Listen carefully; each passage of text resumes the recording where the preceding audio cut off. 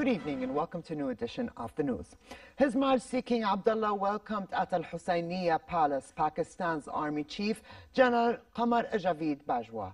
The meeting, in the presence of His Royal Highness Crown Prince Hussein, focused on military cooperation between the two countries, current regional developments and efforts to fight terrorism within a holistic approach. His Majesty bestowed upon the Pakistani Army Chief the Military Merit Medal of the First Order in recognition of his efforts to strengthen cooperation between Jordan and Pakistan.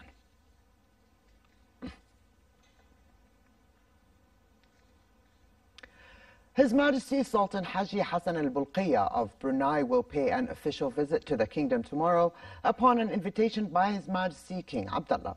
During the visit, the Sultan of Brunei will hold talks with His Majesty on relations between the two countries, means to boost them further, and the latest developments in the region. Minister of Foreign Affairs and Expatriates Ayman Safadi discussed with the UN envoy for Yemen, Martin Griffiths, efforts to reach a political solution to the crisis in Yemen. Safadi stressed the importance of exerting every possible effort to solve the crisis in Yemen, in line with UN Security Council Resolution 2216, the GCC initiative, and the outcomes of the National Dialogue Conference. The minister reiterated Jordan's support to efforts of the UN envoy to perform his duties and responsibilities. Safadi also pointed to efforts of Saudi Arabia and the United Arab Emirates to protect civilians and meet the humanitarian needs of the Yemeni people. The UN envoy briefed Safadi on his efforts with all concerned parties to ease the humanitarian suffering of the Yemeni people.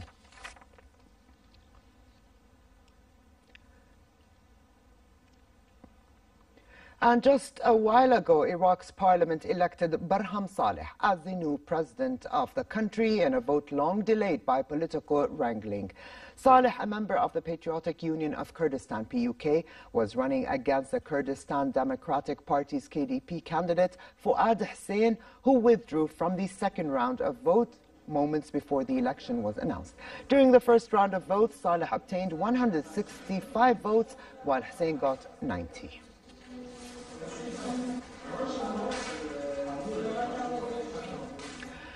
The leaders of Turkey, Russia, Germany and France will convene later this month in Istanbul to work on a solution to the ongoing conflict in war-torn Syria.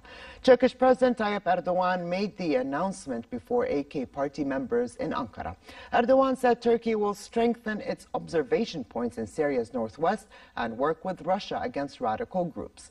Turkey and Russia agreed in mid-September to enforce a new demilitarized zone in Syria's Idlib province, from which rebels will be required to withdraw.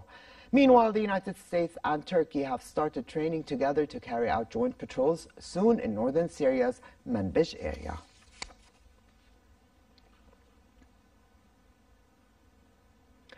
Back here at home, the Sahafe Tunnel on Queen Rania Street was opened to traffic today as part of a tender for the fourth phase of the 5.5 million JD bus rapid transit BRT project.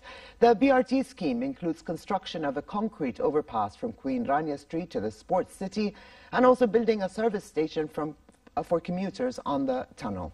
In remarks during the ceremony, Greater Amman Municipality Mayor Youssef Shawarbe stressed the government's keen interest to come up with realistic solutions to the public transport problem and boost the public transport system in the capital.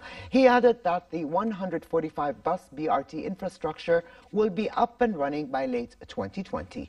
The mayor said GAM will add 286 environment-friendly buses to the public transport service in Amman. French Ambassador to Jordan, David Bertolotti, said the opening of the Sahafa Tunnel is a landmark achievement, noting that in 2020 the project will create two separate lines with 140 operating buses, each with a capacity of 120 commuters.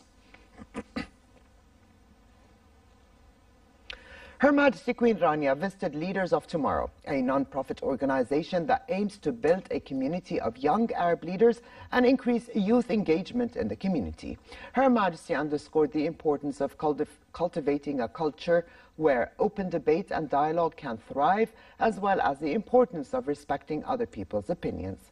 Hermatsi also met with the team behind Fursa, a free online platform launched by Leaders of Tomorrow in 2011, and was briefed on projects underway, including the launch of aptitude and career tests. The Queen was also introduced to Souq Fan, a new online platform on which artists and artisans can showcase and sell their handmade local goods.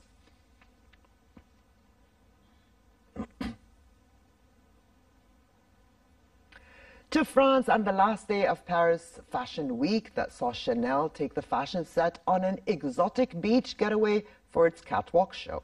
Yes, an actual beach complete with sand, waves, a sunny blue sky, and lifeguards reclining in denim cut-offs and sleeveless Chanel-branded polo shirts. For the spring 2019 collection, Chanel didn't forego its signature style. Models wore colorful tweed skirt suits, and some carried several handbags at once. The collection also included Chanel emblazoned swimwear, strappy dresses, jackets, knitwear, straw hats, earrings, and hair slides.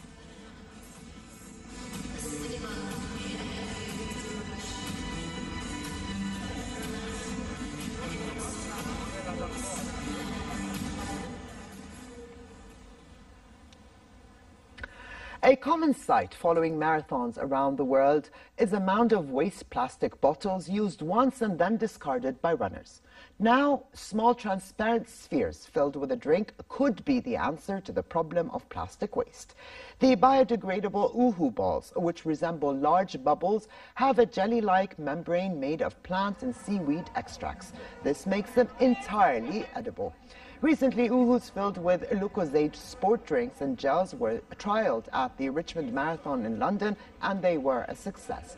Uhus will now be handed out to participants at various upcoming running events to gauge their responses to plastic-free hydration.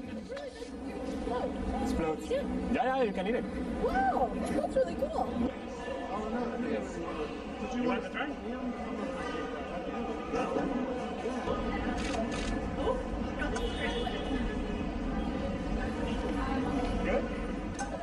And finally, for a quick look at the weather, hot conditions will continue tomorrow with temperatures above average this time of year, while winds will be westerly moderate. Light showers are expected in the morning hours. Amman can expect a high of 32 degrees Celsius and a low of 18. The Dead Sea, the Jordan Valley, and the Gulf of Aqaba can expect hotter conditions, with daytime temperatures in the port city at 40 degrees, dropping down to 26 at night. And with this, we come to the end of this edition of the news. I'm Ali Atuqan. Thank you for joining us. Have a good night, and I'll see you tomorrow.